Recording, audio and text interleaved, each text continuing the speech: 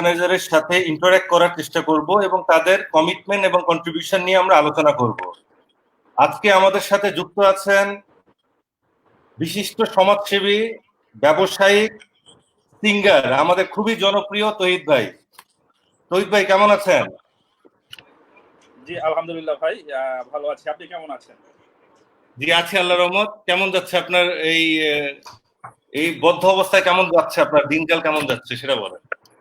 আসলে বদ্ধ তো বলা যায় না বর্তমানে, যদিও আমরা বলি এটাকে ঘরবন্দি আমরা সবাই, কিন্তু আসলে বিভিন্ন কারণে আমরা কিন্তু আমাদের পরিবারকে ব্যবসায়িক কারণ হোক, বিভিন্ন পারিপার্শ্বিক কারণে হোক, এভাবে সময় দেওয়া হয় না।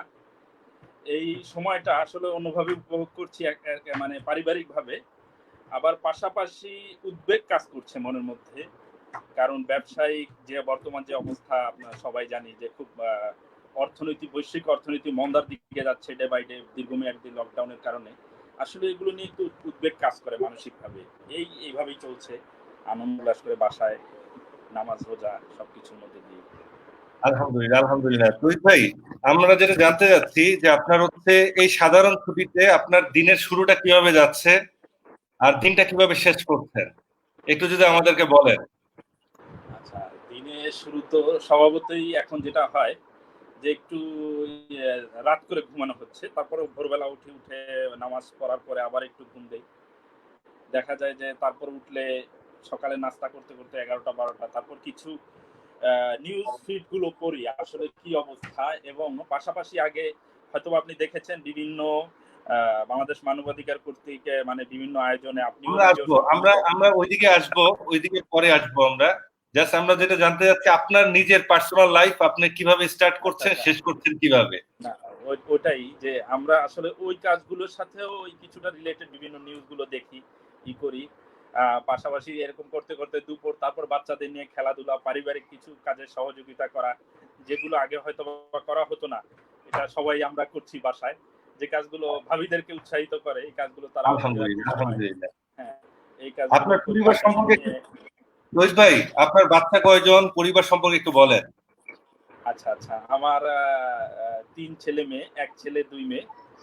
হ্যাঁ, আর এই তো আমি, আপনার ভাবি, এই হলো আমাদের মানে পরিবার এখানে। আচ্ছা, বাচ্চারা কে কোথায় পড়ছে? বড় মেয়ে এখন বর্তমানে ক্লাস 1 এ ক্যান্টনমেন্ট পাবলিক স্কুলে পড়ে, আর মেজোটা এখন পর্যন্ত প্রি স্কুলে আছে চারুলতায়, আর ছোটটা একদমই ছোট, ওটার 1.5 বছর বয়স। আচ্ছা আলহামদুলিল্লাহ। আর বাচ্চাদের কিভাবে ম্যানেজ করছেন এই যে মানে আপনার এখন একটা হোম কোয়ারেন্টাইনে, যে বাচ্চাদের অলমোস্ট সবাই কম বেশি ফ্রাস্ট্রেটেড, এই সময়টা কিভাবে তাদেরকে মানে মেন্টালি কিভাবে শক্তি দিচ্ছেন, বা কিভাবে যেটা অন্যান্য আরো সবাই বাচ্চাদেরকে তারা পারবে এই ধরনের মেন্টালি তারা হেল্প করতে, বা এই সম্পর্কে কিছু বলেন। এটা হলো মোটিভেশনাল কিছু অ্যাক্টিভিটিস এদের সাথে করা উচিত। বাচ্চাগুলো কিন্তু এখন গৃহবন্দী, আমরা যারা বড় আমরা কিন্তু একটা জিনিস মানিয়ে নিতে পারি যে না, আমাকে এই অবস্থায় বাসায় থাকতে হবে। এই বাচ্চাগুলো কিন্তু ইউজড টু না, তারা নিয়মিত স্কুলে অভ্যস্ত, তারা হয়তো বিভিন্ন কালচার প্রোগ্রামের সাথে রিলেটেড যেসব বাচ্চারা, এরা কিন্তু এখন গৃহবন্দী হয়ে মানসিকভাবে, যেটা বলি যে আমরা মানসিক সুস্থতা, হ্যাঁ, এই দিক থেকে কিন্তু অনেকটা ওদের উপরে আঘাত পড়ছে। আমি যেটা বলবো, সেক্ষেত্রে আমাদের যারা পিতা মাতা, যারা প্যারেন্টস, মুরব্বীদের উচিত তাদেরকে এইসব ব্যাপারে নির্দিষ্ট একটা সময়, দিনে হতে পারে, বিকালে হতে পারে, সকালে, তাদেরকে ওই এইসব কালচারাল বিভিন্ন গান বলেন, আবৃত্তি বলেন, এইসব কাজের সাথে আমি এদের সাথে এগুলোর সাথে সম্পৃক্ত রাখি। যেমন প্রতিদিন বিকেলে আমি বাচ্চাদের নিয়ে বিভিন্ন ছড়া গান, কবিতা, আবৃত্তি, এইসব কাজগুলো করে থাকি। ওকে, ভালো ভালো বলেছেন, ভেরি গুড। এখন আমাদেরকে তাহলে দুইটা গান, কবিতা, যেটা ইচ্ছা আপনার, যেটা আপনার মনে আসে এরকম কিছু একটা বলেন। আচ্ছা আচ্ছা, আমাদের সবাই দর্শক যারা আছেন, যারা দেখছেন, যারা আমাদের বন্ধু বান্ধব আছেন, সবাই কিছু শুনতে চায় আপনার কাছ থেকে, বলেন কিছু। আচ্ছা আচ্ছা, গানের ব্যাপারটা তো আসলে এইভাবে আয়োজন করা হয় না, তারপরও মানে এই ক্লান্তি লগ্নে, বৈশ্বিক ক্লান্তি লগ্নে একটি গান সবসময় হৃদয় কি নাড়া দেয়। আমরা ছোটবেলা থেকেই শুনেছি, আপনারা শুনেছেন ভূপেন হাজারিকার এই গানটার আমি দুটো লাইন শুনি। Please please please. মানুষ মানুষেরই জন্যে, জীবন জীবনেরই জন্যে, একটু সহানুভূতি কি মানুষ পেতে পারে না ও বন্ধু, মানুষ ভেরি গুড, ভেরি গুড, মানুষের ভেরি গুড, ভেরি গুড। জন্যে। ধন্যবাদ। খুব ভালো লাগলো, আসলে খুব ভালো লাগলো। রোহিত ভাই, এখন এই যেটা গান, একটু আমরা, হ্যাঁ বলেন বলেন প্লিজ। হ্যাঁ প্লিজ আপনি বলেন বলেন। আচ্ছা তৈরি ভাই, যেটা একটু বলতে চাচ্ছিলাম, আপনার তো আল্লাহর রহমতে আপনার জার্নিটা অনেক লম্বা। আপনি আল্লাহর রহমতে এখন একটা খুব ভালো একটা পজিশনে নিজেকে নিয়ে এসেছেন। একটু জার্নি সম্পর্কে কিছু বলেন, যেটা নিয়ে যেটা হয়তো ইউথদের ইন্সপায়ার করবে, বা যে কোনো কিছু আপনার লাইফের যে যে কোনো স্টেজের একটা গল্প মানুষের সাথে শেয়ার করেন, যেটা তারা আসলে ইন্সপায়ার হবে। আসলে জার্নি মানুষের, যদি জার্নির কথা বলি, জন্ম থেকে মৃত্যু পুরোটা পথেই জার্নির অন্তর্ভুক্ত। বিভিন্ন সময় বিভিন্ন জার্নির ধরন এক এক রকম হয়। যখন ছোটবেলা তখনকার জার্নি ডেস্টিনেশন ছিল এক, পরবর্তী যখন কৈশোর তখনকার ডেস্টিনেশন এক, যুবক এখন মধ্যবয়সী আমাদের মানে এখন ডেস্টিনেশন এক, আমাদের পরিবার সন্তান আমরা যাদের সাথে রিলেটেড তাদের সাথে কাজ করা, জার্নিটা এইভাবে আসলে ই করে। বর্তমান সময়ে যে জিনিসটার সাথে আমি আসলে যুক্ত সেটা হলো আমি মানে আমার পেশাগতভাবে আমি একজন ব্যবসায়ী, অ্যাপারেল বিজনেস গার্মেন্ট ব্যবসায়ী আমি। তো বৈশ্বিক মন্দার কারণে বুঝতে পারছেন যে এখন বর্তমানে লকডাউনের কারণে সব গার্মেন্টস বন্ধ, বন্ধ থাকার কারণে আমার গার্মেন্টসও বন্ধ। কিন্তু একটা চিন্তা কাজ করে, পাশাপাশি রেস্টুরেন্ট পরিবহন এগুলোর সাথে যুক্ত সবাই মিলে, আমরা মিলে আমরা এই করি বিজনেসের সাথে। আসলে বর্তমান সিচুয়েশন বললে ওই জার্নিটা খুব একটা ভালো অবস্থানে যাচ্ছে না।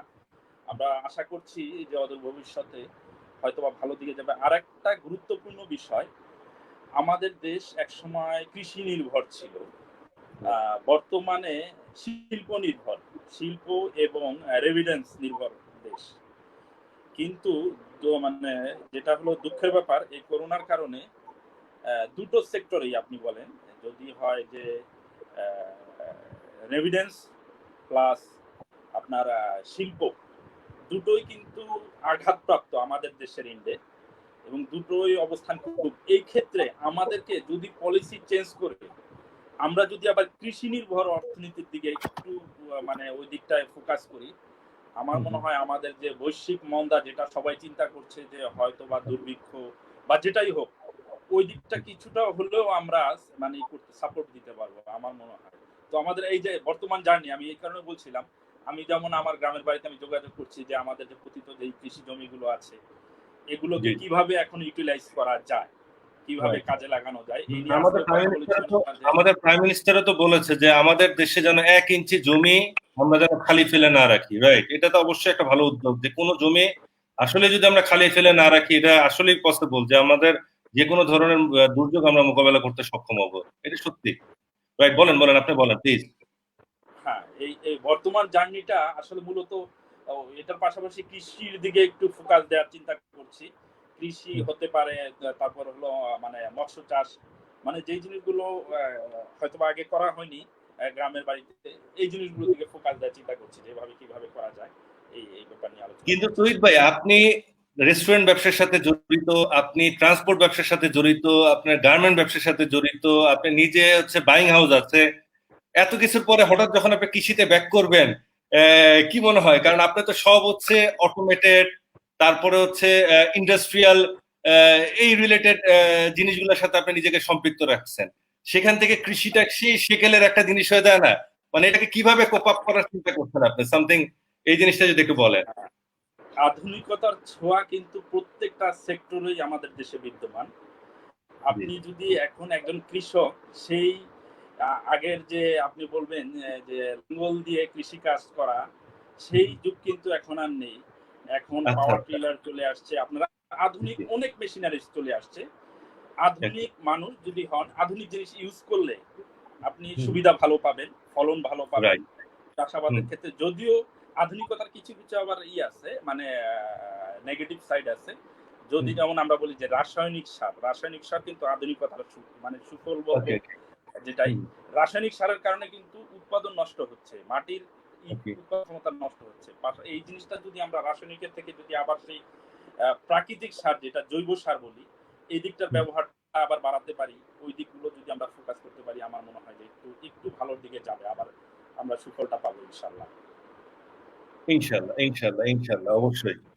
আর তহিদ ভাই, যেটা একটু জানতে চাচ্ছিলাম যে আপনি অনেক কয়টা বিভিন্ন সামাজিক সংগঠনের সাথে আপনি জড়িত, এবং আমরা যতটুকু জানি যে প্রত্যেকটা সামাজিক সংগঠনে আপনি কিছু না কিছু আপনার কন্ট্রিবিউশন করেন। হ্যাঁ, আমরা একটু জানতে চাচ্ছিলাম যে আপনার কি কি সংগঠনের সাথে আপনি জড়িত, এক এক মানে প্রত্যেকটা সংগঠনের যদি অল্প অল্প করে কিছু বলেন, এবং এখানে কিভাবে কি আপনার নিজেকে আপনি কোন পজিশনে আপনি নিজেকে রাখছেন, বা কন্ট্রিবিউশনের দিক দিয়ে হোক, কমিটমেন্টের দিক দিয়ে হোক, জাস্ট একটু জানতে চাচ্ছি, যদি একটু শেয়ার করেন আপনি প্লিজ। হ্যাঁ, আসলে মূলত মানবিক কাজ করতে হলে কোনো সংগঠনের সাথে জড়িতটা এটা আসলে একটা প্ল্যাটফর্ম। মানবিক কাজ যদি করতে হয় তার সদিচ্ছাই সবচেয়ে বড় মানে জরুরি। যে আপনি ওকে। নিজেও জানেন, আপনি নিজেও মানবিক, আমি চিনি আপনাকে যে আপনি মানবিক বিভিন্ন সংগঠনের সাথে জড়িত। আপনার নিজের একটা সংগঠন আছে অনির্বাণ আগামী, আপনাদের দোয়ায়, জি জি, বাংলাদেশ আপনাদের দোয়ায়, জি। মানবাধিকার কমিশনের সাথে আছেন। হ্যাঁ, তো এইসব এইসব কাজের সাথে আপনি নিজেই আছেন, আপনি বুঝেন যে মানবিক কাজগুলো করতে আসলে কোনো প্ল্যাটফর্ম দরকার হয় না। তারপরও কিছু কিছু ক্ষেত্রে প্ল্যাটফর্ম থাকলে আপনার কাজগুলো করতে সুবিধা হয়। হ্যাঁ, যেমন আমি আমাদের নিজেও মুক্ত ভাই ফোন দিচ্ছে, বাংলাদেশ আমাদের মুক্ত মানবাধিকার ভাই ফোন দিছে, উনি সম্ভবত তহিদ ভাই, আমাদের মুক্ত ভাই ফোন দিছে, উনি সম্ভবত হয়তো আমাদের লাইভ দেখছে কিনা আমি জানি না। তা আমি একটু জাস্ট ওনাকে কল করছি যে উনি কল দিয়েছে, জাস্ট কেটে গেল। এক মিনিট, এক মিনিট প্লিজ। হ্যাঁ মুক্ত ভাই, আমাদের তহিদ ভাই ইসে আছে, আপনার লাইভে আছে, দেখেন একটু, আপনার ইসে ঢুকেন একটু, তহিদ ভাইয়ের আপনার হচ্ছে গিয়ে ফেসবুকে ঢুকেন একটু। ঠিক ঠিক আছে, ঠিক আছে, ঠিক আছে বস, আপনি হ্যাঁ জি, প্লিজ প্লিজ তহিদ ভাই বলেন।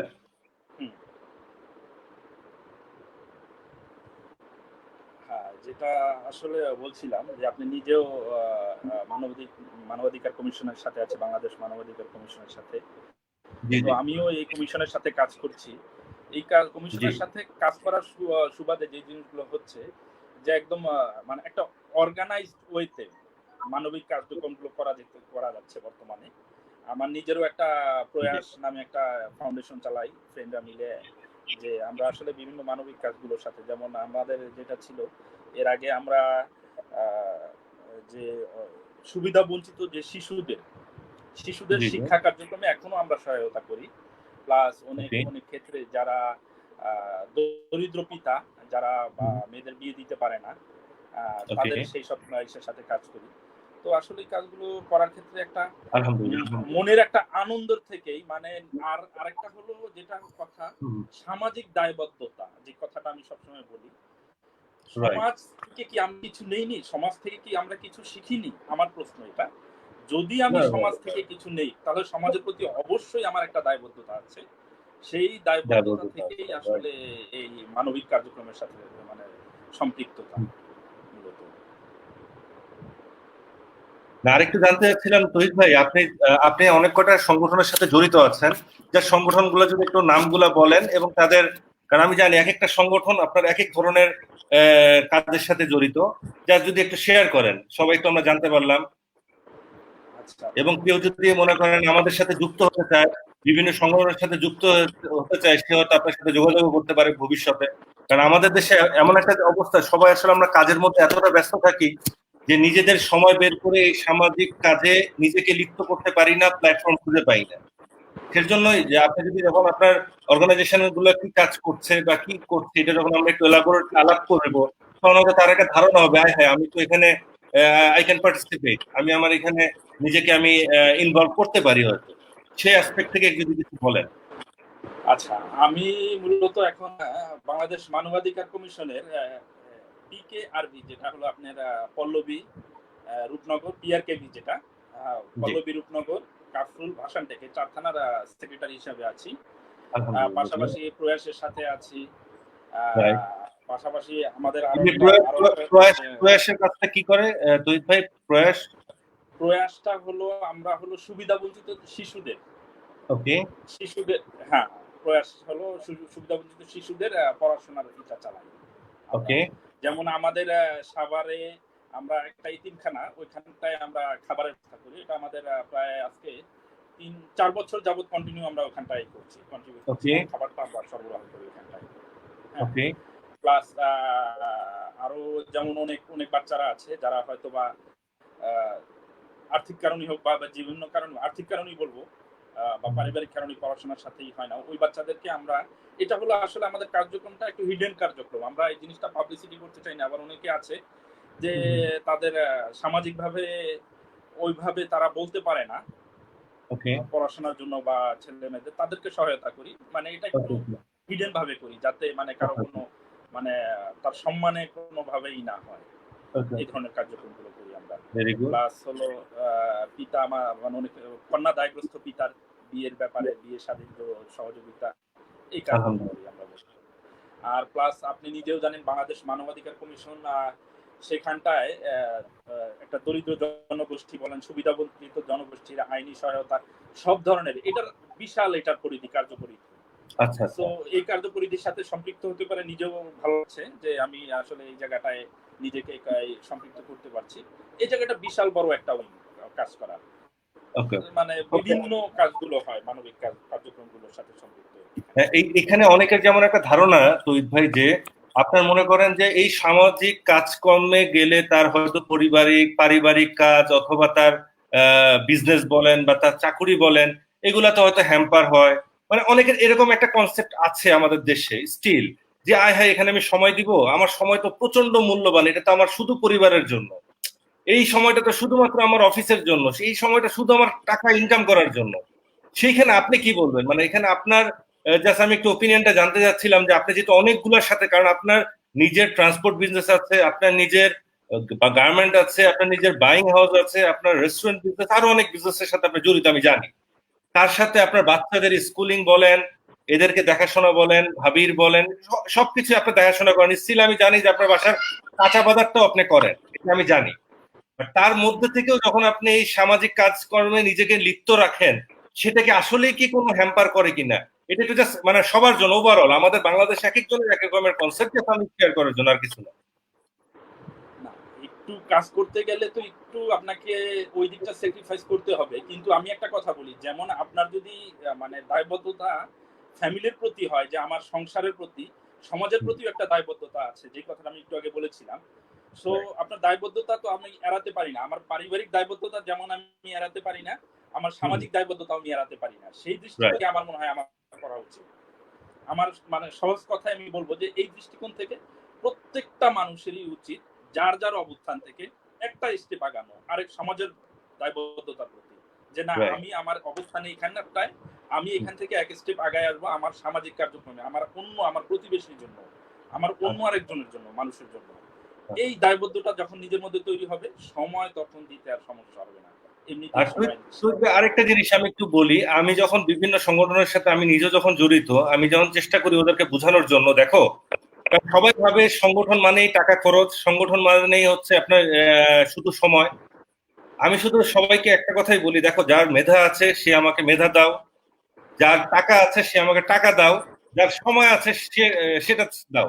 আপনি একজন লোকের কাছ থেকে তিনটা জিনিস পাবেন না, বাট আমি যখন তিনজনের কাছ থেকে তিন রকমের জিনিস পাবো, তখন আমার কাজটা অটোমেটিক হয়ে যায়।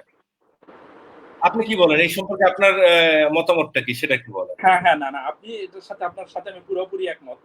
যে যার অবস্থান থেকে, এই কথাটাই আমি বলছিলাম, যার যার অবস্থান থেকে জি, এক স্টেপ এগিয়ে আসা, এটাই আমার অবস্থান। যদি আমি শুধু সময় দিতে পারি, আমি সময় দিব। আরেকজন হয়তো বা ফিনান্সিয়ালি সাপোর্ট দিতে পারবে, সে ফিনান্সিয়ালি সাপোর্ট দিবে।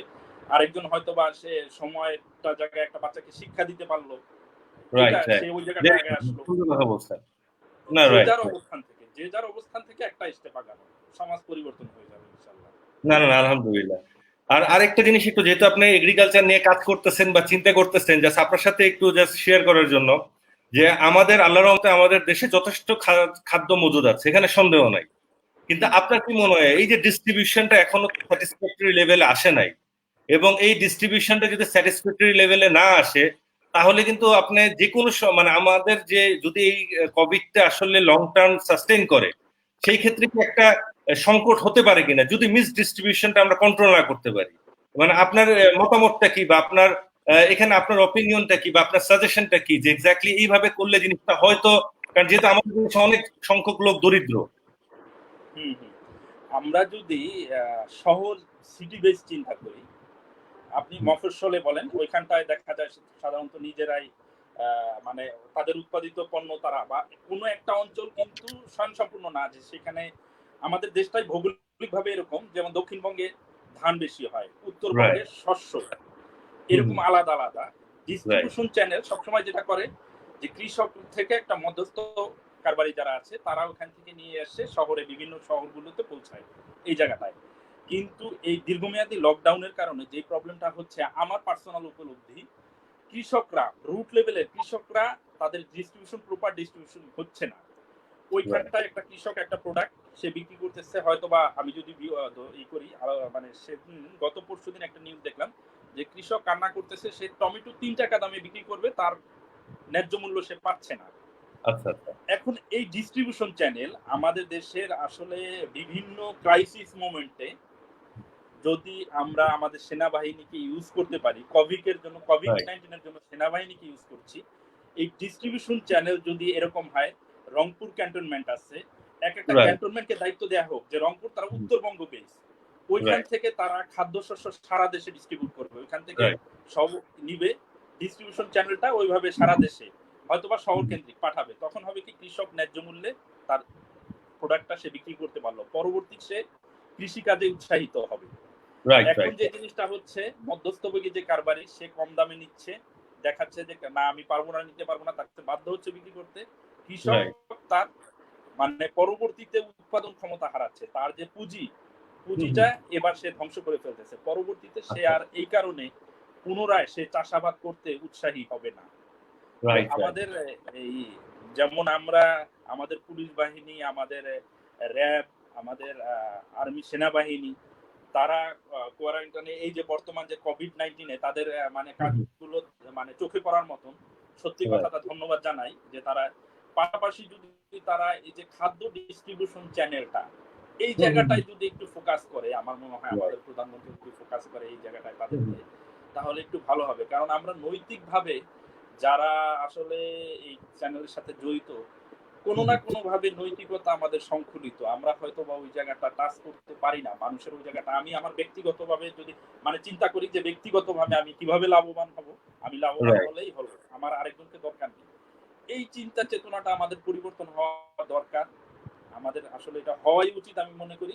আর এখন আপাতত এই ক্রাইসিস মোমেন্টে আমি মনে করি এই চ্যানেলটা, ডিস্ট্রিবিউশন চ্যানেলটা, এই নির্দিষ্ট সেনাবাহিনী হোক, পুলিশ বাহিনী হোক, পুলিশ হলো জানমাল রক্ষা করে, কিন্তু তারা জানমাল ছাড়া বর্তমানে আমাদের কিন্তু একটা ইন্টারেস্টিং জিনিস দেখেন, মনে করেন বঙ্গবন্ধু সেই ওই সময় কিন্তু আমাদেরকে বারবার অ্যাড্রেস করছে যে এই যে যেমন ধরেন আপনার রিলিফ বা ওনার কম্বল, এইরকম কিন্তু উনি অনেক আগে থেকে অ্যাড্রেস করছে। স্টিল দেখেন এত বছর পরে এসেও আমরা হচ্ছে আমাদের প্রাইম মিনিস্টার এই সেম গ্রুপ অফ পিপুলও আমরা অ্যাড্রেসই করতেছি, রাইট? মানে আসলে আমাদের এখন একটা মনে হয় সময় আসছে যে এক্স্যাক্টলি আমাদের প্রাইম মিনিস্টারকে হয়তো আর একটু ভালোভাবে চিন্তা করা উচিত, কারণ এটা তো হইতে পারে না, রাইট? এই যে এই দুর্যোগময় মুহূর্তে মানুষজন আসলে আর বেপথে যাবে এরকম লোক থাকবে, বুঝছেন তো? আমাদের তো আসলে মানে সিস্টেমটাকে ওইভাবে স্ট্যান্ডার্ডাইজ করতে হবে যে ওই বিপদগামী লোকগুলোও যেন বিপদে না যেতে পারে, কি বলেন? মানে আমি যেমন রং রাস্তাতে গাড়ি চালাইতে চাইলেও আমি যেন পারবো না, বিকজ আমার এখানে রুলস আছে, আমার রাস্তায় গেলে ট্রাফিক আমাকে ফাইন করবে। আমার মনে করেন আমি রাস্তা ফাঁকা, আমার অপোজিট ডিরেকশনটা ফাঁকা, আমি ইচ্ছা করলে একবারে 2 মিনিটে চলে যেতে পারি ট্রাফিকটাকে মানে অ্যাভয়েড করে, বাট আমি কেন যাচ্ছি না? বিকজ আমি জানি যে আমি ওই দিক থেকে গেলে I will be fine, something এরকম। কি বলেন আপনি? আপনার মতামতটা কি? আইনটাই আপনি যেটা বলছেন যে আইনটাই এমন ভাবে হওয়া উচিত যে কেউ ত্রাণের চাল, যেটা দেখছি আমরা, চাল বলেন, তেল বলেন, এই যে কিছুদিন আগে রংপুর তেল, বিশাল তেলের খনি আবিষ্কার করলাম আমরা, খাটের নিচ থেকে তেল বের হলো লক্ষ লক্ষ টন, চাল, ত্রাণের চাল দিয়েছে বিভিন্ন জায়গায়। তার মধ্যে সব চাল যে চুরি হয়েছে এমন না, কিছু নীতিভ্রষ্ট লোক যাদের বলবো, তাদের আসলে এই জায়গাগুলো তাদের আমরা আসলে দুঃখী, মানে নিন্দা জানাই, তীব্র নিন্দা জানাই, এবং তাদের দৃষ্টান্তমূলক শাস্তি হওয়া উচিত, যেটা দেখে আরেকজন মানে উৎসাহিত হবে না, নিরুৎসাহিত হবে যে না এই ধরনের কাজ করা সম্ভব, উচিত হবে না। এই জিনিসটা ইমিডিয়েট অ্যাকশনটা ইমিডিয়েট হওয়া উচিত। আমাদের বিচার ব্যবস্থা যেমন আসলে এত পেন্ডিং কেসের কারণে এই মামলা যদি হয়, এই মামলা ঝুলতে ঝুলতে 10 বছর, 10 রাইট, বছর দরকার নেই, এগুলো ইনস্ট্যান্ট কিছু ইনস্ট্যান্ট, ট্রাইব্যুনাল করে দেওয়া উচিত যে এই সময়ের মধ্যে এটার বিচার হবে এবং এর সাজা এরকমই হবে, না রাইট, তাহলেই এটা ইমিডিয়েট এটা স্টপ হবে। আদারওয়াইজ এটা যতবারই যখনই ক্রাইসিস আসছে একটা শ্রেণী লোক তারা নিজেরা এই ধরনের কাজের সাথে লিপ্ত সব হয়ে সময় এটা করেছে। আচ্ছা তৈরি আরেকটা জিনিস একটু আপনার সাথে বলতে চাচ্ছিলাম যে আমাদের হচ্ছে দেশের যে কোনো প্রয়োজনে দেশের যে কোনো প্রয়োজনে আমাদের সমাজকর্মীরা নিজেদেরকে উৎসর্গ করছে, এটা যে কোনো সময়, এটা আমাদের যুদ্ধকালীন সময় বলেন, আমাদের যে কোনো প্যান্ডামিক সিচুয়েশন বা হোয়াট এভার, মানে আমরা যে কোনো জায়গায় আমাদের সমাজকর্মীরা তাদের জীবনের ঝুঁকি নিয়ে আপনি যে কোনো জায়গায় আমাদের সমাজকর্মীরা কাজ করছে, হ্যাঁ, বা কাজ করছে এবং করে যাবে। এখন আমাদের যে সমাজকর্মীরা আছে এদের সম্পর্কে আপনি আপনি এদেরকে নিয়ে একটু কিছু বলেন যে ইনারা যেন ইন্সপায়ার হয় এই এই এই টাফ সিচুয়েশনটা যেন তারা হ্যান্ডেল করতে পারে। আপনি একজন সংগঠক হিসেবে আপনার মেসেজটা কি তাদের কাছে? আচ্ছা, একটা সংগঠক হিসাবে আমি বলবো, যেমন আমি যদি বলি যে কোনো সিচুয়েশনে আমাদের দেশে শুরু মুক্তিযুদ্ধ থেকে, আমি মুক্তিযুদ্ধের কথাই বলি। মুক্তিযুদ্ধের সময় যোদ্ধারা একটা দৃশ্যমান শত্রুর সাথে আমরা যুদ্ধ করেছি। আমাদের হয়তোবা তখন দৃশ্যমান শত্রুর সাথে যখন যুদ্ধ করেছি আমাদের পর্যাপ্ত অস্ত্র ছিল না, কিন্তু আমরা দেশীয় অস্ত্র ব্যবহার করেছি। এখন আমরা অদৃশ্য শত্রুর সাথে বর্তমান পরিস্থিতিতে যুদ্ধ উঠতে নেমেছি, যারা সামাজিক, যারা বললেন যে সমাজকর্মী, যারা অদৃশ্য শত্রুর সাথে। এই ক্ষেত্রে আমাদের মানে আমাদের যুদ্ধের যে হাতিয়ার সেটা হলো আমার নিজের প্রোটেকশনের জন্য, যেটা আমরা বলি পিপিই, হ্যাঁ, পার্সোনাল প্রোটেকশন ইকুইপমেন্ট, যেটা এই জিনিসটা সবচেয়ে আগে জরুরি। কিন্তু দুর্ভাগ্য যে আমরা একটা দেশ শিল্প নির্ভর বলতে গার্মেন্টস নির্ভর যে দেশ, চাইলে যদি সবকটা গার্মেন্টস চাইতো একদিনে বাংলাদেশের পিপি যদি একদিন প্রোডাকশন করে দিত সবগুলো গার্মেন্টস, বাংলাদেশের পিপির অভাব হতো না। সেইখানটায় আজকে নিম্নমানের পিপি বাজারে, যেটা পরে সমাজকর্মী বলেন, ডাক্তার বলেন, তাদের জীবন হুমকির মুখে। আজকে নিম্নমানের মাস্ক তৈরি হচ্ছে দেশে, যেগুলো ইউজ করে তাদের জীবন হুমকির মুখে। আজকে যদি সমাজকর্মী হিসাবে আমি বলি, আমি যেটা বলছিলাম যে বাংলাদেশ পুলিশ বাহিনী মাঠে কাজ করছে, তাদের পিপি দরকার। ডাক্তার মাঠে কাজ করছে, তাদের পিপি দরকার। প্রত্যেকটা আজকে ফার্মেসির লোক কাজ, দোকানে কাজ করছে, তাদের পিপি দরকার। অলরেডি কিছু পুলিশ সদস্য ভাইও কিন্তু অলরেডি এফেক্টেড হয়েছে, আজকে দেখলাম কোথায় জানি দেখলাম এরকম হচ্ছে। আর তো একটা জিনিস একটু আপনার সাথে জানতে যাচ্ছিলাম, আমিও আপনার সাথে ছিলাম যখন একবার ইনিশিয়াল অবস্থায় আমরা যখন বাইরে যাই, যখন পুরা লকডাউনের মতো একটা সিচুয়েশন, এক্স্যাক্টলি আপনার মনের কথাটা বলেন যে কারণ এতগুলা লোকের সাথে, কারণ আমরা মানে প্রথমবার হয়তো কত 300-400 লোকের সাথে আমরা ইন্টারঅ্যাক্ট করলাম, পরের বার অ্যারাউন্ড 500 লোকের সাথে আমরা ইন্টারঅ্যাক্ট করলাম। এই আপনার মানে ভিতরে কি ভয় বা জিনিসটা, অবশ্যই তো একটা ভয় সবার জন্য আছে, but as a social activist আমরা তো সবাই মানবাধিকার কর্মী বলেন, আপনার ভিতরে কেমন ফিলটা হয়েছে? কারণ আমরা তো পিপি পরি নাই, অনলি আমাদের মাস্ক আমরা ইউজ করছি, অনলি আমাদের হাতে হ্যান্ড গ্লাভস ছিল। এক্স্যাক্টলি আপনার ভিতরে আমাদের যারা সমাজকর্মী, যারা কাজ করে, তারা কিন্তু প্রথমেই সমাজের প্রতি তাদের জীবন উৎসর্গ করে, আমরা দেখেছি। হ্যাঁ, ওই দিক থেকে তার থেকে তাদের মনোবলটা অনেক জোর, মানে বড় একটা মনোবল নিয়ে কাজ করে। এই মনোবলের কারণেই হয়তোবা ওই প্রোটেকশনটা ওইভাবে না নিয়ে, আমি নিজেও কাজ করেছি, আপনিও করেছেন, বা অনেকেই করে। কিন্তু আমি মনে করি এই জায়গাটা সবার একটু প্রোটেকশনটা নেওয়া উচিত, যে প্রোটেকশন নিয়ে কাজ করলে হয় কি, আমি যদি অসুস্থ হয়ে যাই পরবর্তীতে আমি আর কাজ করতে পারবো না, আপনি যদি অসুস্থ হয়ে যান পরবর্তীতে কাজ করতে পারবেন না। আরেকটা বোঝা বাড়লো সমাজের, মানে আমাকে ট্রিটমেন্ট করতে হবে, আবার হাসপাতালে চলে গেলাম, সেখানে আমি একটা সিট অকুপাইড করে দিলাম, হয়তো ওই জায়গাটা আরেকজন হতে পারতো। এই জায়গা থেকে চিন্তা করে আমার মনে হয় প্রত্যেকটা সমাজকর্মীর উচিত নিজের প্রোটেকশন নেওয়া, প্রোটেকশন নিয়ে কাজ করলেই ভালো, আমি মনে করি আমার দৃষ্টিকোণ। আর আমরা তৈরি ভাই এই আমাদের এই ইন্টারঅ্যাকশনটার নামটাই আমরা দিয়েছি যে ইন্টারঅ্যাক্ট উইথ সোশ্যাল অর্গানাইজার্স। আমরা বিভিন্ন সংগঠকের সাথে আমরা চাচ্ছি কথা বলবো, এবং ইনশাল্লাহ আপনাকেও এরপরে আমরা আমাদের সাথে যুক্ত হবেন, আপনি আশা করছি আপনার একটু সময় রাখবেন আমাদের জন্য, এবং আমরা বিভিন্ন সোশ্যাল অর্গানাইজারের সাথে আমরা যোগাযোগ করব, তাদের সাথে কথা বলবো, তাদের তাদের অবস্থা নিয়ে জানবো, তাদের ফ্যামিলি মানে সবকিছু নিয়ে আমরা জাস্ট কথা বলবো এবং আপনি সময় দিবেন। এবং শেষ যে কথাটা দিয়ে আমি আপনার শেষ করতে যাচ্ছি, আপনি 2টা লাইন, একটা গান এবং একটা বাণী দিয়ে আমাদের প্রোগ্রামটা শেষ করেন প্লিজ। আমি আমি আরেকটা জিনিস জরুরি, শেষ করার আগে একটু সময় নিচ্ছি আপনার কাছ থেকে। প্লিজ প্লিজ বলেন। সেটা হলো আসলে আমরা দীর্ঘমেয়াদী লকডাউনে থাকার কারণে, যেটা আমি নিজে পার্সোনালি করছি এবং আমার পারিপার্শ্বিক অনেকের সাথে দেখছি এই ব্যাপারটা, এটা মেসেজের মতন, যে আসলে আমরা প্রথমেই বলছি গৃহবন্দী। আমরা যে গৃহটাকে আমরা সারাদিন কাজ করার পরে মনে করতাম বাসায় এসে হ্যাঁ, সেই জায়গাটায় আমি নিজেকে এখন বন্দী অনুভব করছি। যখন আমি বন্দী অনুভব করছি, সেখানটায় আমাকে মুক্ত হওয়ার জন্য আমার মধ্যে একটা ছটফট কাজ করছে। আমি নিজেই দেখা যাচ্ছে মানসিকভাবে অসুস্থ হয়ে যাচ্ছি। এটা প্রত্যেকটা মানুষের ক্ষেত্রে, মানে যেটা আমরা বলবো যে মানসিক সুস্থতা, এটা আসলে জরুরি। এই জায়গাটার থেকে গৃহবন্দী থাকা অবস্থায় আমরা আমার পারিবারিক যারা আছে তাদের সহযোগিতায় সবাইকে নিয়ে কিভাবে আনন্দ করা যায়, কিভাবে সুস্থ থাকা যায়, এই চেষ্টা করলেই আশা করি যে বর্তমান যে ক্রাইসিস, যে গৃহবন্দী যে ক্রাইসিসটা, এই ক্রাইসিস থেকে আমরা দূরে যেতে পারবো ইনশাআল্লাহ, সরে আসতে পারবো ইনশাআল্লাহ। আর তৈরি ভাই, আমিও যেটা আপনাকে বলতে যাচ্ছিলাম, আমিও জানেন যে একসময় আমি একটা কর্পোরেটে কাজ করেছি অনেকদিন। এমন হয়েছে আপনার হরতাল বলেন বা যাই বলেন, আমি রাত্রে যদি 12টায় বাসায় ঢুকতে পেরেছি, তাও আমি শান্তি বোধ করছি যে না, 12টায় আমি বাসায় ঢুকছি একটু ফ্রেশ হয়ে, হয়তো 3 ঘন্টা বা 4 ঘন্টা ঘুমিয়ে পরের দিন আবার ভোর 4টায় বেরোচ্ছে, হয়তো হরতাল বা অন্যান্য বিভিন্ন রিজনে এটা করতে হয়েছে, বাট ঘরটা এরকম। আর এখন আসলে মানে ঘরই সব, আপনার কাজের ক্ষেত্র বলেন, পরিবার বলেন, কারণ মানে জিনিসটা আসলে এখন একটা এরকম হয়ে গেছে। আচ্ছা তৈরি ভাই, যেটা একটু জানতে চাচ্ছিলাম আপনার কাছে, যে একটা কিছু বানিয়ে দিয়ে আপনি আমাদের 2টা লাইন গান শোনায় একটু শেষ করেন প্রোগ্রামটা, এবং আপনি সময় রাখবেন আমাদের জন্য। আমরা বিভিন্ন সোশ্যাল অর্গানাইজারের সাথে কথা বলবো, এবং যারা শুনছেন আমাদের প্রোগ্রামটা আমাদেরকে ইনবক্স করেন বা ফোন নাম্বারটা দেন, আমরা আপনাদের সাথে যোগাযোগ করব। আমরা জানতে চাচ্ছি আপনাদের এলাকার পরিস্থিতি কেমন, আপনাদের কন্ট্রিবিউশন, এবং আমরা আশা করছি প্রত্যেকটা জায়গায় অ্যাজ এ মেন্টর হিসেবে আমাদের তৌহিদ ভাই আমাদের সাথে থাকবে ইনশাআল্লাহ। হ্যাঁ তৌহিদ ভাই, প্লিজ কিছু বলেন। আচ্ছা, আমি আবারও সেই, যেহেতু গানের কথাই বললেন, অনুপ্রেরণা যুগে যুগে গানে অনুপ্রেরণা, মানে শিল্পীরা অনুপ্রেরণা জুগিয়েছেন। তো আমার সেই অনুপ্রেরণা আবারও, এবার গানের ভাষায় না, এবার কথায় বলি, আমরা করব জয়, আমরা করব জয় একদিন, এই প্রত্যাশায় রাখি। আমরা জয় করব ইনশাআল্লাহ, কোভিড-19 আমরা জয় করব। আমরা আবার নতুন সূর্য উঠবে আমাদের দেশে, আমরা নতুন ভাবে আবার বাঁচতে শিখবো ইনশাআল্লাহ। মানবতার জয় হোক।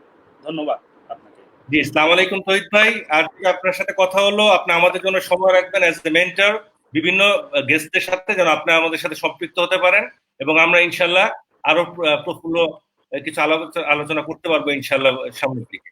জি, আসসালামু আলাইকুম। ধন্যবাদ। ওয়া আলাইকুম আসসালাম। ধন্যবাদ।